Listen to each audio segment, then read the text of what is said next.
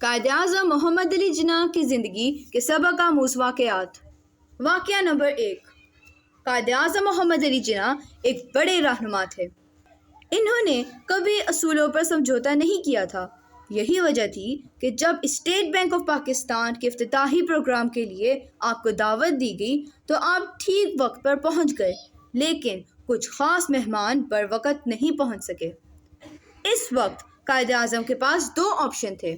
پہلا آپشن یہ تھا کہ قائد اعظم خاص مہمانوں کا انتظار کرتے اور پروگرام کو لیٹ شروع کرتے۔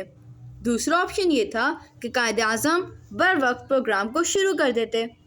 لیکن پروگرام بر وقت شروع کرنے میں سب سے بڑا مسئلہ یہ تھا کہ ابھی بڑے بڑے مہمان نہیں پہنچے تھے، جن میں ملک کے وزیر اعظم لیاقت علی خان صاحب بھی شامل تھے۔